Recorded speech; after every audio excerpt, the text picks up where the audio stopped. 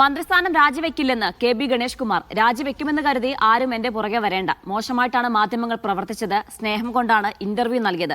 ചോര കുടിക്കാൻ വന്നതുകൊണ്ടാണ് മാധ്യമങ്ങളോട് സംസാരിക്കാത്തതെന്നും ഗണേഷ് പറഞ്ഞു. വിരോധിപ്പിക്കാനും വിദ്വേഷിപ്പിക്കാനും എന്റെ ചോര വേണമെങ്കിൽ ഒരു പിച്ചാത്തിത ഞാൻ മുറിച്ചു തരാം, കുടിച്ചോ. അല്ലാതെ വെറുതെ നടന്ന് എൻ്റെ പുറകെ നടക്കണ്ട. ഞാൻ ഇന്നിപ്പോൾ ഇതൊന്നും തരാതെ ഞാൻ രാജിവെച്ചു പോകുന്ന ചിലർ വിചാരിച്ചേ, അത് നടന്നില്ല. അങ്ങനെയൊക്കെ ആഗ്രഹിക്കാൻ കൊള്ളാമോ?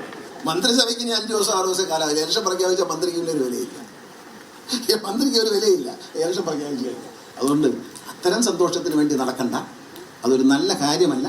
അതുകൊണ്ടാണ് ഞാനിവിടെ ഒന്നും ഉണ്ടാകാത്തത്. എനിക്ക് ആരോടും വിരോധം ഉണ്ടായില്ല. ഞാൻ മാധ്യമപ്രവർത്തകരോട് വളരെ മാന്യമായിട്ട് സ്നേഹമായിട്ട് പെരുമാറുന്നുണ്ട്. പക്ഷേ കഴിഞ്ഞ 2 ദിവസമായിട്ട് എന്നോട് വളരെ മോശമായിട്ടാണ് പെരുമാറുന്നത്. സന്തോഷം. ഇത് പണ്ടും ചെയ്തിട്ടുണ്ട്, ഇനിയും ചെയ്യുമെന്ന് എനിക്കറിയാം. എന്നും കൂടുതൽ വ്യത്യസ്തതയൊന്നും ഞാൻ പ്രതീക്ഷിച്ചിട്ടല്ല നിങ്ങളോട് ചിരിച്ചതും ചില മാധ്യമങ്ങൾ ഞാൻ ഇൻ്റർവ്യൂ തന്നതും എൻ്റെ കഴിവുകളാണെന്ന് വിചാരിക്കരുത്.